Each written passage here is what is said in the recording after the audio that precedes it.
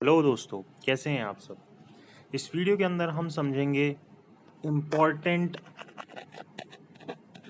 Topics of CPC from point of view of exams. कौन से exams? Judicial services के exams. अब देखिए, जो इम्पोर्टेंट टॉपिक्स हैं, ये हमें क्यों जानना ज़रूरी है, इसके दो नज़रिए हो सकते हैं, दो रीज़न की वजह से हम इसको जान सकते हैं। एक तो सीपीसी इतना बड़ा है, किस चीज़ को याद करें और किस चीज़ को ना याद करें, इसमें बहुत दिक्कत आती है। और दूसरा, अगर हमें इंपॉर्टेंट टॉपिक्स पता होंगे, हम जिनको याद करेंगे, जिनको हम समझेंगे ज़्यादा अच्छे से, तो हमारे लिए ईजी रहेगा कि हम एग्ज़ाम को जल्दी क्रैक कर सकें।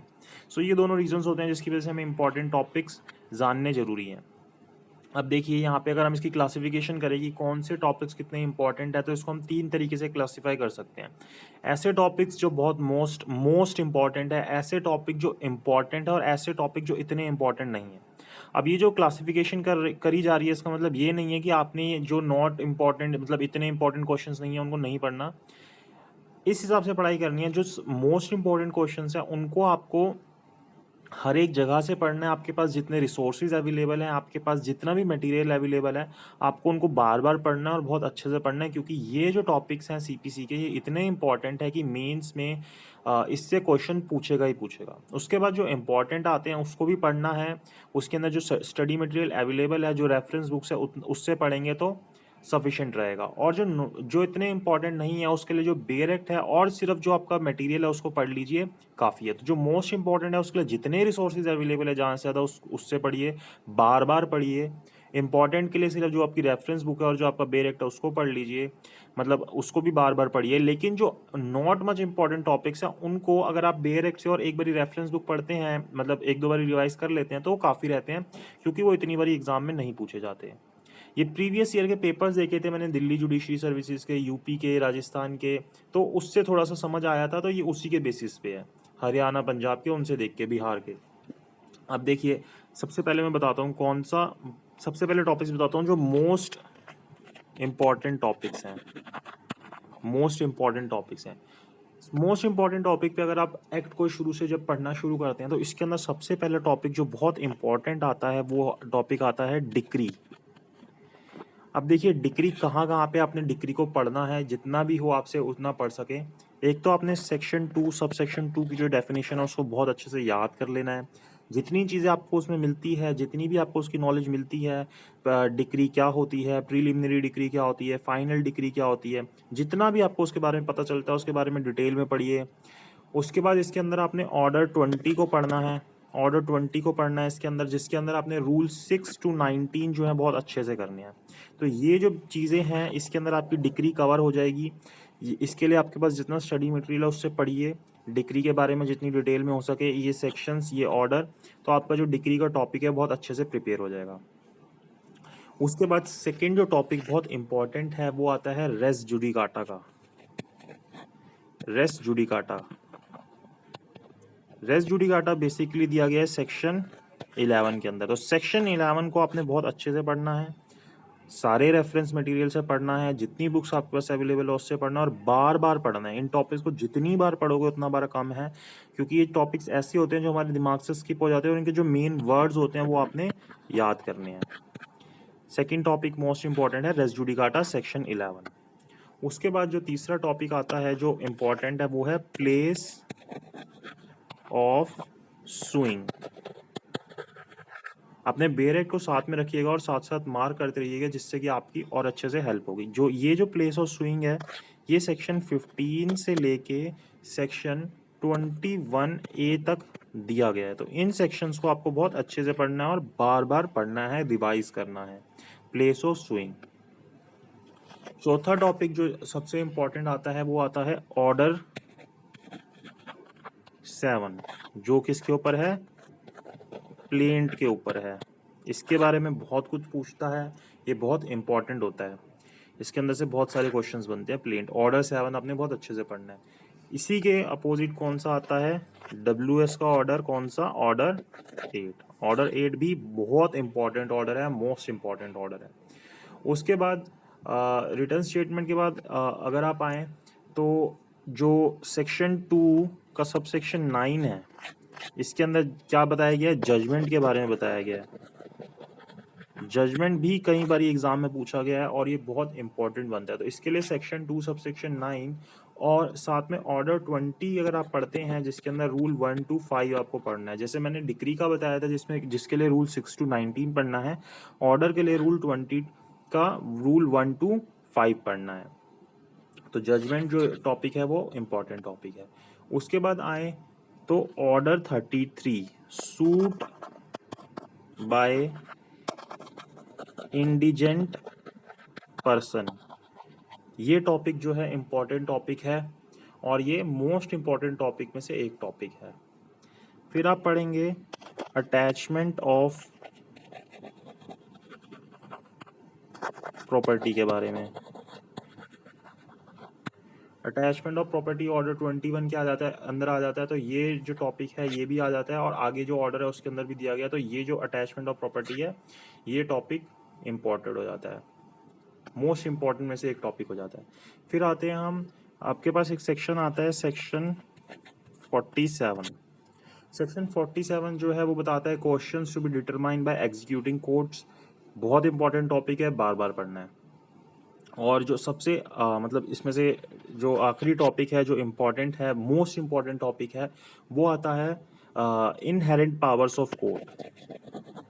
इनहेरेंट पावर्स ऑफ कोर्ट जो है वो हमें सेक्शन 140 से 148 से 153 ए में दी गई है, जिसके अंदर मेन जो सेक्शन है हमारा सेक्शन 151 है। ये सेक्शन जो है इम्पोर्टेंट है, बहुत ज़्यादा इम्पोर्टेंट है और बार बार एग्जाम में पूछा जाता है, तो इसको आपको बार बार रिवाइज करना है। तो ये जो सारे टॉपिक्स थे मोस्ट इंपॉर्टेंट टॉपिक्स है जिसको आपको बार बार पढ़ना है, जो कि एग्जाम में ज़्यादातर पूछे जाते हैं। उसके बाद मैं आता हूँ उन टॉपिक्स के ऊपर जो इम्पोर्टेंट है। अभी हमने देखे मोस्ट इम्पॉर्टेंट टॉपिक्स, अब हम आते हैं इम्पॉर्टेंट टॉपिक्स के ऊपर। तो इसके अंदर जब आप अपने बेयर एक्ट को देखेंगे तो जब सेक्शन 9 को पढ़ेंगे जो कि जुरिसडिक्शन ऑफ सिविल कोर्ट्स के बारे में बात करता है, ये टॉपिक इम्पॉर्टेंट टॉपिक है।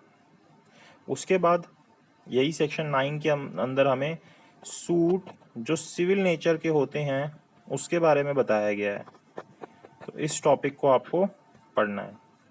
उसके बाद आते हैं हमारे पास ऑर्डर 6। ऑर्डर 6 किस बारे में बात करता है? प्लीडिंग्स। इससे ज़्यादा इंपॉर्टेंट कौन सा ऑर्डर है? 7 और 8, लेकिन 6 जो टॉपिक था, 6 जो ऑर्डर है वो भी इंपॉर्टेंट है, इससे भी पूछता है।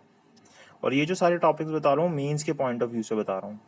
प्लीडिंग्स के बाद आता है हमारे पास ऑर्डर 8 जो किसके बारे में बात करता है? सेट ऑफ के अंदर। मतलब ऑर्डर 8 जिस वैसे तो रिटर्न स्टेटमेंट के बारे में बात करता है, लेकिन ऑर्डर 8 के अंदर ही हमें सेट ऑफ के बारे में बता रखा है, तो वो एक इम्पॉर्टेंट टॉपिक है। उसके बाद हमारे पास आते हैं इश्यूज।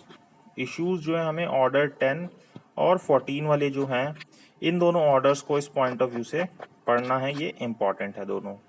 फिर आते हैं हमारे पास सेक्शन 94, 95 और ऑर्डर 38। ऑर्डर 38 और सेक्शन 94 एंड 95 जो कि अटैचमेंट बिफोर जजमेंट के बारे में बात करता है। एक हमने अटैचमेंट देखी थी और एक देखी है हमने कौन सी? Before judgement. जजमेंट आने से पहले अटैचमेंट की बात हो रही है। तो सेक्शन 94, 95 और ऑर्डर 38 इसके लिए पढ़ना है, इंपॉर्टेंट है। इसके बाद आता है हमारे पास इंपॉर्टेंट टॉपिक टेम्पररी इंजंक्शन, जिसके लिए ऑर्डर 39 और सेक्शन 95 आपने पढ़ना है। टेम्पररी इंजंक्शन के बारे में इंपॉर्टेंट टॉपिक है। उसके बाद आते हैं सर्विस ऑफ सम्मन्स। सम्मन्स को सर्विस करने की बात आती है, जो कि हमें सेक्शन 27 से 32 के अंदर दिया गया है, और इसके अंदर आप ऑर्डर 5, 16 और 16A पढ़ सकते हैं। तो ये जो है एक इम्पॉर्टेंट टॉपिक बन जाता है। फिर आता है हमारे पास ऑर्डर 30। ऑर्डर 30 के अंदर क्या दिया गया है? सूट बाय और अगेंस्ट पार्टनरशिप फर्म की बात हो रही है, तो ये एक इम्पॉर्टेंट टॉपिक है। इसको साथ साथ अपने बेरेक में मार्क करते जाना, इससे आपको फ़ायदा रहेगा। उसके बाद आते हैं हम एग्जीक्यूशन के बारे में। एग्जीक्यूशन जो है बहुत बड़ा टॉपिक है, बहुत ऑर्डर 21 बहुत बड़ा है।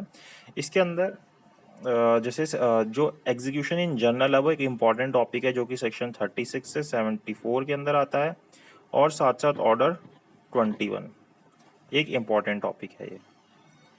फिर सेल ऑफ इमूवेबल प्रॉपर्टी, ये भी एक इम्पॉर्टेंट टॉपिक है। उसके बाद हमारे पास आते हैं सेक्शन 22 से 25 जो कि ट्रांसफ़र ऑफ केसेस के बारे में बात कर रहा है। ये भी एक इम्पॉर्टेंट टॉपिक है, सेक्शन 22 टू 25। और फिर आता है डिले इन सिविल लिटिगेशन। तो ये सारे जो टॉपिक्स हैं ये इंपॉर्टेंट टॉपिक्स हैं।